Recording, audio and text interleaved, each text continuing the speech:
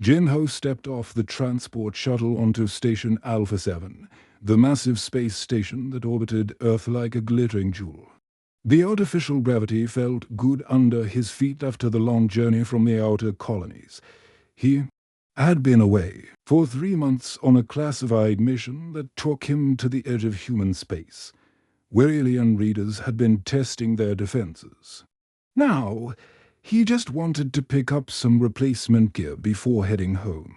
His tactical vest had taken plasma burns during the last firefight with Krillian pirates, and his helmet's display system had been fried by an electromagnetic pulse.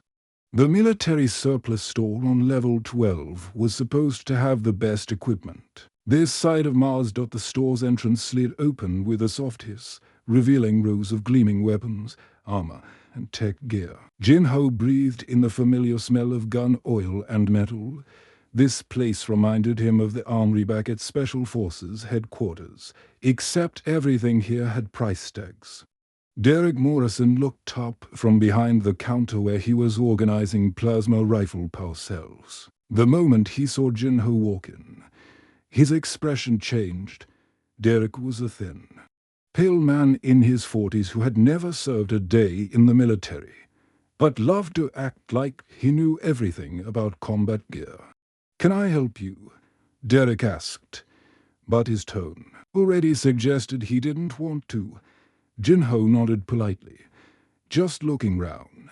Need to replace some equipment." Derek immediately left his work and started following Jinho through the aisles. Every step Jinho took, Derek was right behind him, watching his every move. Other customers in the store began to notice the strange behavior. Sorokim, a young engineering student from the nearby academy, was shopping for a survival kit for her upcoming training mission to Europa. She glanced over and saw how Derek was treating the newcomer. Something about it made her uncomfortable.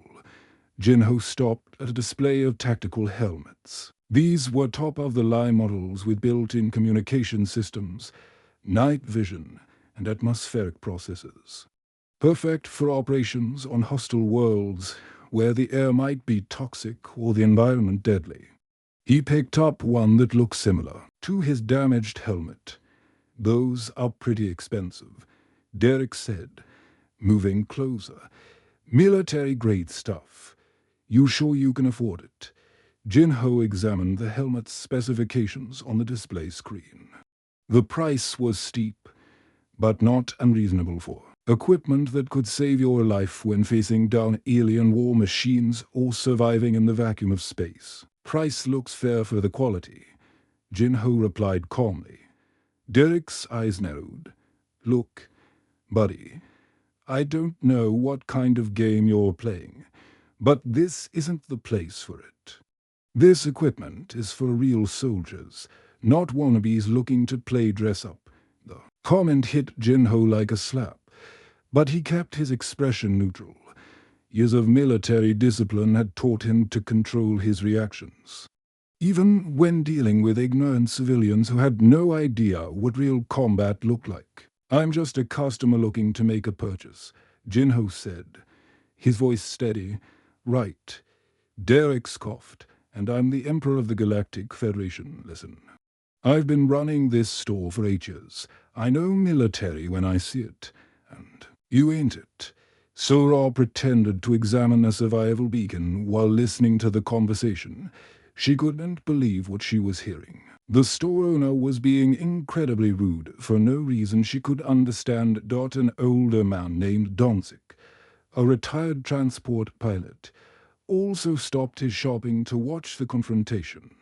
He had seen enough prejudice in his years hauling cargo between the colonies to recognize it when he saw it. Jinho moved to another display, this one showing combat armor designed for operations on high-gravity worlds. The kind of gear you needed when fighting the massive, insectoid Vorthicon there. Home world, where everything weighed 3 times normal. Derek stepped in front of him. "You know what? I think you should leave. This stuff isn't for people like you." The words hung in the air like a toxic cloud. Jinho had heard similar comments before, usually from people who had never been further from Earth than the local moon base. People who had never seen the diversity of humanity's military forces, who had never fought alongside soldiers of every color and background against the real threats lurking in the dark between stars. "I have every right to shop here," Jinho said, his voice carrying just a hint of the authority he wielded commanding special operations across human space. Derek's face reddened. "Not in my store. You don't. I decide who gets to buy from me. And I'm telling you to get out." Sora felt her stomach turn. She pulled out her comm device and started recording. Knowing this was wrong on every level. Security. Derek shouted toward the store's intercom system. "I need someone to escort this troublemaker out of my establishment." Jinho carefully set down the helmet he had been examining. For just a moment, Sora saw something dangerous flash in his eyes. The look of a man who had faced down alien war, fleets and won. Then it was gone, replaced by calm professionalism. "This isn't over," Jinho said quietly as the station security officers arrived. Derek smirked. "Yeah, it is. Don't come back." As Jinho walked toward the exit, every other customer in the store watched in stunned silence. They had just witnessed something that would soon become the biggest mistake of Derek Morrison's life. Derek was restocking ammunition displays when his comm terminal started beeping with an urgent prior. Itty message, the corporate logo of Galactic. Military supplies flashed on the screen, followed by his supervisor's face. Regional Director Williams looked stressed, which was never a good sign. "Morrison, drop everything you're doing right now," Williams said without any greeting. "We've got a code red inspection coming your way." Derek's blood went cold. Code red inspections only happened when the military was considering cancelling major contracts. "What kind of inspection?" "Sir, the big one. Special Forces commanders, sending their top procurement officer to evaluate our premium line. This is about the new Terran Defense Initiative contract worth 47 million credits. If we lose this, 3 stores in this sector will close permanently." Derek started sweating.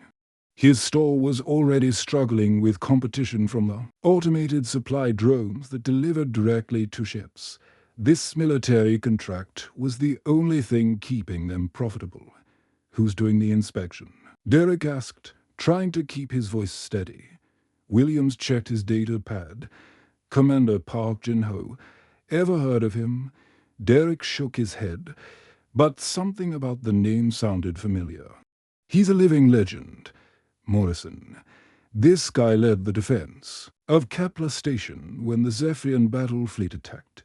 Single-handedly held off their assault mechs for 6 hours until reinforcements arrived. After that, he spearheaded the counterattack that drove them back to their home system." Derek's mouth went dry. The Battle of Kepler Station was famous throughout human space. The Zephyrians had brought their most advanced war machines, towering robots that could level city blocks.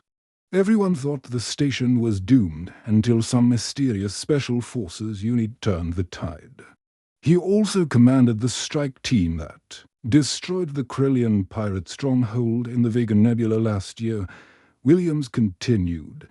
"Took out their entire fleet of raider ships and freed over 2,000 human prisoners. The man's got more combat decorations than most people have fingers." Derek was starting to panic. This wasn't just any inspection. This was the most important evaluation his store had ever faced. And it was being conducted by one of humanity's greatest military heroes. Commander Park specializes in evaluating equipment under real combat conditions. Williams explained. He's tested gear against plasma weapons, gravity bombs, and alien bioweapons. If he says something works, the entire military listens. If he says it doesn't, I understand. So, when will he be here? Williams glanced at his chronometer. His shuttle just docked. He'll be at your store within the hour. Morrison, I cannot stress this enough. Do not screw this up. Be professional. Be knowledgeable. And for the love of all that's holy, don't do anything stupid. The connection ended, leaving Derek staring at a blank screen. He immediately started running round the store, straightening displays and checking inventory. Everything had to be perfect. Meanwhile, 3 levels up in the military command section of Station Alpha 7, Jinho was meeting with his aide in a secure briefing room. Lieutenant Mensu had been with Jinho for 2 years, ever since the young officer had graduated top of his class from the Advanced Tactical Academy in Titan. Double quotes, sir. Here's the mission brief for the equipment evaluation, Mensu said, handing Jinho a sealed data tablet. We're testing their premium line for the new deep strike units being deployed to the frontier zones. Jinho reviewed the specifications. The military was expanding its special operations capabilities to deal with increasing threats from hostile alien species. The Krillian pirates were getting bolder, and intelligence suggested they were being supplied with advanced weapons by unknown sources. There were also reports of strange energy signatures from the unexplored regions beyond the Andromeda Gate. The gear needs to perform against everything from Zephyrian pulse weapons to vortic acid sprayers. Jinho noted how people are going into environments where one equipment failure means death. Mensu nodded. The evaluation covers tactical armor, weapon systems, communication gear, and survival equipment. Morrison's military supply has the contract for this sector. Jinho paused as he read the store name. Morrison's on level 12. Yes, sir. Is there a problem? Jinho remembered his encounter with Derek earlier that day. The man's ignorance and prejudice had been disappointing, but not uncommon. Too many civilians had no idea what the military really looked like. They saw the propaganda posters and recruiting videos, but they didn't understand the humanities. Defenders came from every world, every background, every color.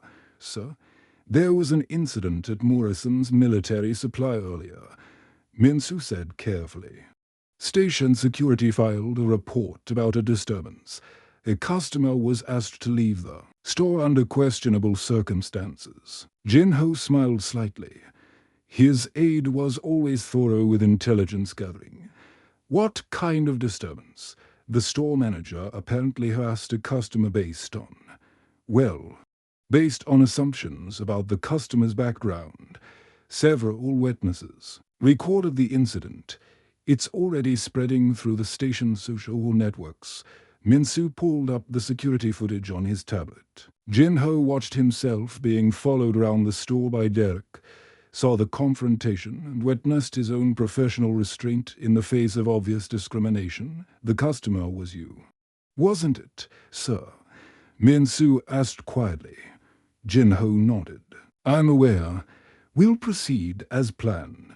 Mensu looked confused. Sir, shouldn't we request a different store for the evaluation? This man clearly doesn't deserve our business. Jinho stood and adjusted his dress uniform. The one with all the medals he had earned fighting for humanity across the galaxy, Lieutenant. Sometimes the universe provides us with teaching moments. Mr. Morrison is about to learn something very important about making assumptions. What's that, sir? Jinho headed for the door. That in the military, we judge people by their actions, not their appearance, and that prejudice is a luxury we can't afford when we're fighting for the survival of our species. As they left the command center, Jinho thought about all the brave soldiers he had served with over the years, men and women from every corner of human space, united by their dedication to protecting humanity from the dangers lurking in the dark. Derek Morrison was about to meet one of them face to face. The automatic doors of Morrison's military supply hissed open as Jinho stepped inside. Flanked by Lieutenant Mensu and station security escorts, his dress uniform was pristine black, with silver trim. the kind reserved for the most elite units in human space. Across his chest hung ribbons and medals that told the story of humanity's greatest battles against alien threats.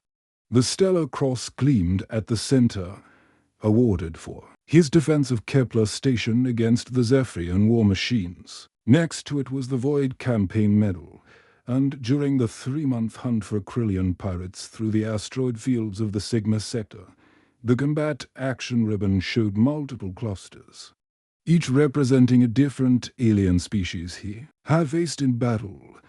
Derek had spent the last hour polishing every surface in the store. Display cases sparkled under the artificial lighting, and he had ranged the premium equipment in perfect rows when he saw the military delegation. And he practically sprinted across the floor to greet them. "Commander Park, what an incredible honor to have you in my store." Derek's voice was higher than usual, betraying his nervousness. "I've prepared everything according to your specifications. Our entire premium line is ready for your evaluation." Jin-Ho nodded professionally, his expression unreadable. "Thank you. We'll begin with the tactical armor systems." Derek led them to the first display, chattering nervously.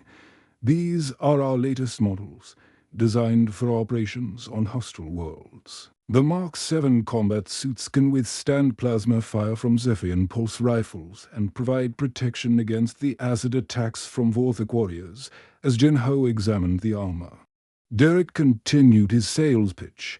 "The suits also have built-in life support systems for vacuum operations and atmospheric processors for toxic environments, perfect for boarding actions against pirate vessels or exploring uncharted worlds where the air might be poisonous." So-Ra had returned to the store specifically to witness this inspection. Word had spread quickly through the station's social networks about the morning's incident, and she wanted to see what would happen when the truth came out. She pretended to browse survival gear while watching the proceedings. Dong-SIK. The retired transport pilot was also there. He had been thinking about the confrontation all day and decided to come back to see how things played out. He positioned himself near the weapons display where he could observe everything. Jin-Ho moved to the helmet section, the same area where Derek had harassed him earlier. He picked up the exact same tactical helmet he had been examining that morning, turning it over in his hands to inspect the design. "Excellent choice, Commander," Derek said eagerly. "This is our top-of-the-line combat helmet. It features advanced HUD systems with threat detection, encrypted communications, and full-spectrum visual enhancement. The neural interface can process combat data faster than any human reflexes." Derek was sweating now, desperate to impress the legendary commander.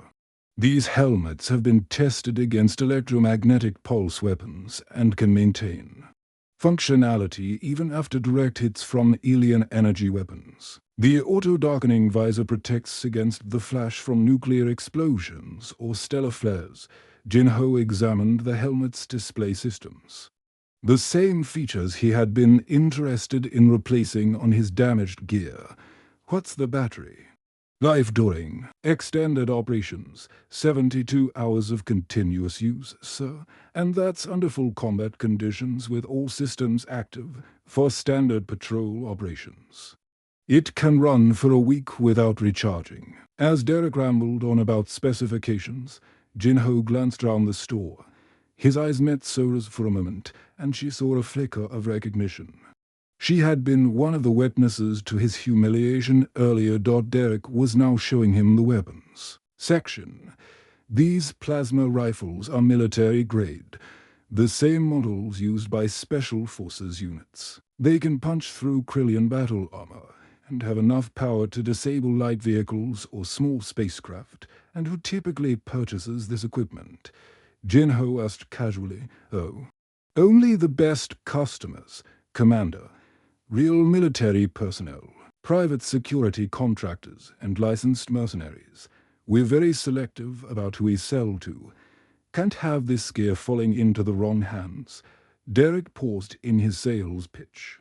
Something nagging at the back of his mind. There was something familiar about Commander Park's voice, but he couldn't place it. The military uniform and formal setting made it hard to connect with anything from his civilian experience. Sora watched Derek's face carefully. She could see the exact moment when recognition began to dawn. His eyes widened slightly as he looked more closely at Jinho's face, trying to reconcile the image of the decorated commander with something else. These communication systems can coordinate with orbital battle platforms and deep space reconnaissance. Stromes, Derek continued, but his voice was becoming uncertain. They're designed for commanders who need to stay in contact with fleet operations during planetary assaults. Jinho picked up a tactical vest, examining the armor plating and equipment attachments. It was similar to the one that had been damaged. During his recent mission against Krillian readers in the outer colonies, Derek's mouth went dry as the pieces started falling into place. The voice, the way the man carried himself, the professional interest in specific types of equipment. A cold dread began forming in his stomach.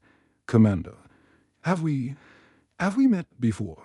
Derek asked hesitantly.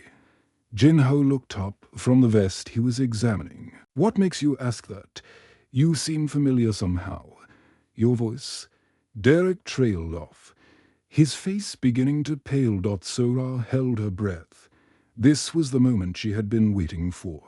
Donsik moved closer, sensing the tension in the air. Other customers in the store had also noticed that something important was happening. Derek's hands started trembling as the full realization hit him. The man standing before him in the decorated uniform of Terra's most elite military unit was the same person he had thrown out of his store that morning. The customer he had insulted, Hurst, and humiliated based on nothing but prejudice and ignorance. Is there a problem, Commander?" Derek stammered, his voice barely above a whisper. Jinho set down the tactical vest and looked directly at Derek. The professional mask slipped away for just a moment, revealing the sharp intelligence and steely determination that had made him legendary throughout human space. "No problem at all," Jinho said quietly. "I'm just a customer looking to make a purchase." The words hit Derek like a physical blow. They were almost exactly what he had said during their first encounter, when he had insisted he was just trying to buy equipment. The same equipment Derek had claimed he couldn't possibly need or afford. Derek's face drained completely of color as the full weight of his mistake crashed down on him. The man he had judged and dismissed was one of humanity's greatest heroes, a warrior who had risked his life countless times to protect their species from alien threats. And Derek had thrown him out of the store like common trash. Jin-Ho continued, examining the tactical equipment with the same methodical precision he used when planning strikes against alien strongholds. His voice became colder than the vacuum of space as he spoke. "Tell me about your customer service protocols, Mr. Derek." Derek's hands were visibly shaking now. Sweat beaded on his forehead despite the store's climate control system. Our customer service protocols, Commander?" "Yes. How do you determine which customers are qualified to purchase military-grade equipment?" Jinho picked up a plasma grenade designed for clearing Krillian tunnel networks. "What criteria do you use to evaluate potential buyers?" Derek's mouth opened and closed like a fish gasping for air.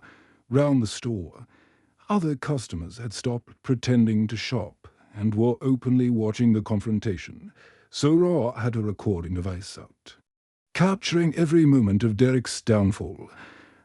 We follow all corporate guidelines, Commander." Derek STMMARED. Jinho's eyes were like twin laser sights locking onto a target.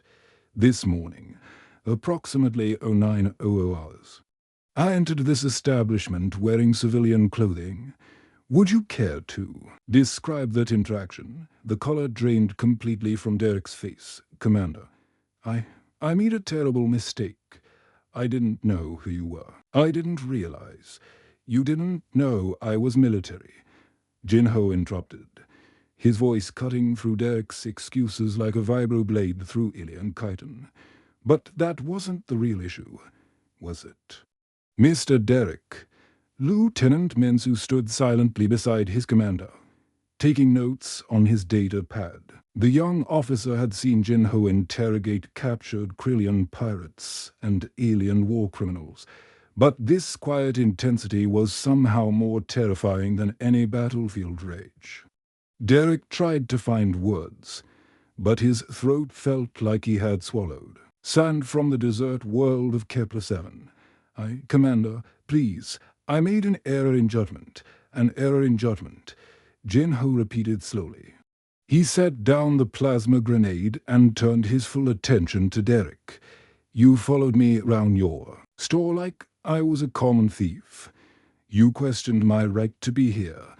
You suggested I couldn't afford the equipment. Then you ordered me to leave because I wasn't what you expected a military customer to look like. Sora felt her heart racing as she recorded the confrontation. This was justice in action. And she wasn't going to miss a second of a .dong-SIK. The retired transport pilot shook his head in disgust. He had seen this kind of prejudice too many times during his years hulling cargo between colony worlds. People making assumptions based on skin color instead of character. You want to know who I am, Mr. Derek. Jinho's voice carried the authority of someone who had commanded fleets in battle against impossible odds. I am Commander Park Jinho, leader of the Terran Deep Strike Force. My unit is responsible for humanity's most critical operations in hostile alien territory. Derek's knees nearly buckled. The Terran Deep Strike Force was legendary throughout human space. They were the ones sent when regular military units couldn't handle the mission, the elite of the elite. Last month, my team eliminated a Zephyrian weapons facility that was producing gravity bombs capable of destroying entire cities. Jinho continued relentlessly. 2 months ago, we rescued human prisoners from a Krillian slave camp in the Vega Nebula, fighting through an army of their warrior drones. Derek felt like he was going to be sick. Each word was another nail in the coffin of his career. 3 months ago, we prevented an alien bioweapon from reaching Earth by intercepting a Vorthok plague ship in the outer system. My team boarded that vessel knowing we might not come back. Because that's what we do. We protect humanity from threats that would give you nightmares. The other customers in the store were completely silent now.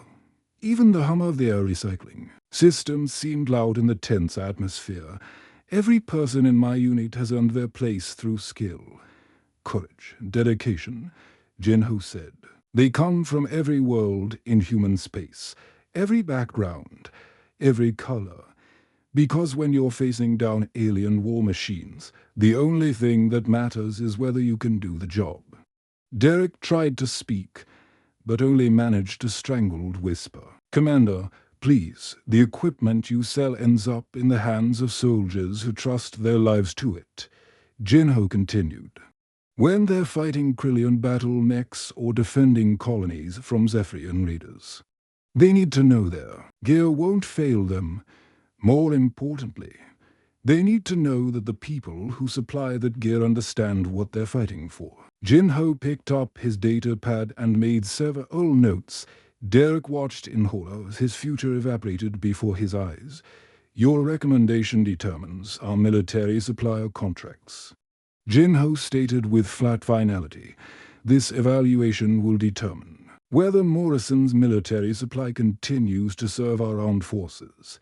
What recommendation do you think I should make? Derek's voice came out as barely a whisper. Commander, I beg you, I have a family. This job is all I have. I swear on my children's lives. I will never make this mistake again. The mistake you made wasn't about me. Jinho replied coldly. It was about every soldier who doesn't fit your narrow idea of what a warrior looks like. It was about the men and women who bleed and die to keep humanity safe, while people like you judge them by their appearance. So Ra felt tears in her eyes as she watched justice unfold. This was bigger than just one racist store manager. This was about respect for everyone who served.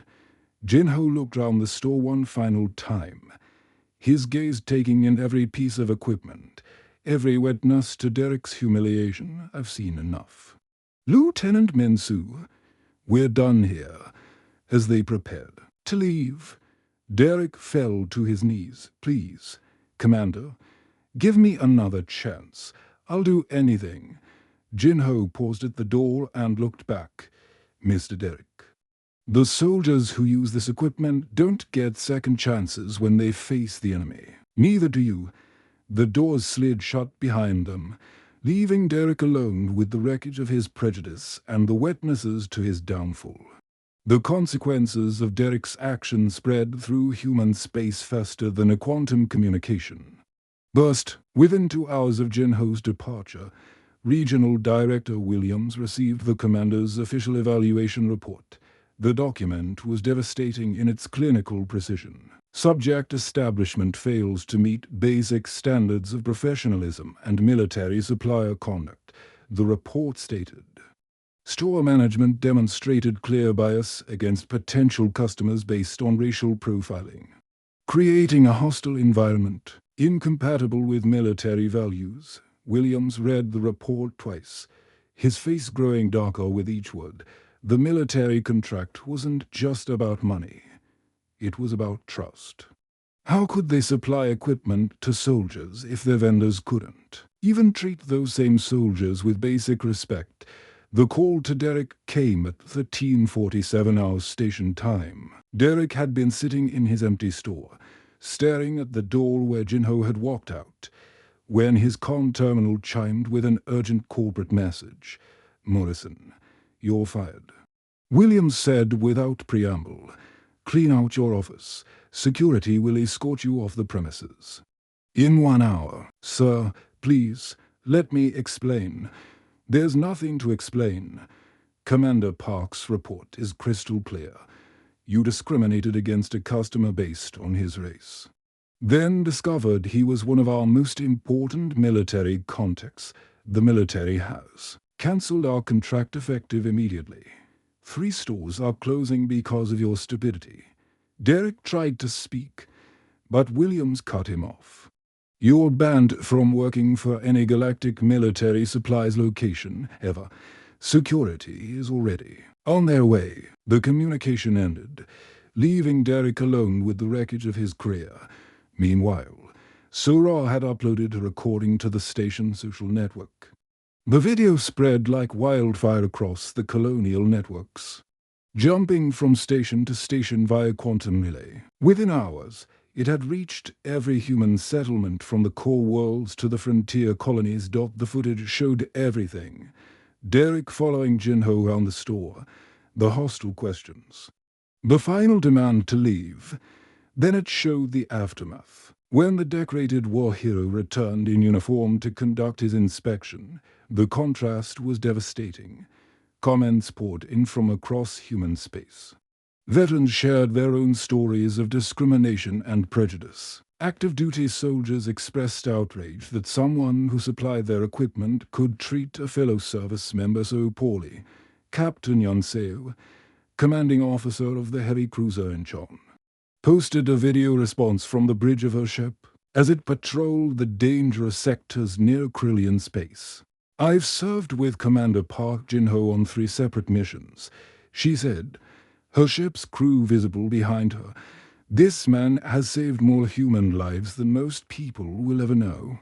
He's led raids deep into enemy territory to rescue prisoners, destroyed alien weapons that threatened entire colonies, and trained the next generation of special forces operatives who keep us all safe. She gestured to a diverse crew, men and women from dozens of different worlds and backgrounds. Look at my bridge crew. We have officers from Earth, Mars, Titan, Europa, and the outer colonies. Different colors, different cultures, but united. in our mission to protect humanity. That's what makes us strong against alien threats that want to destroy everything we've built. The military leadership took notice of the spreading controversy.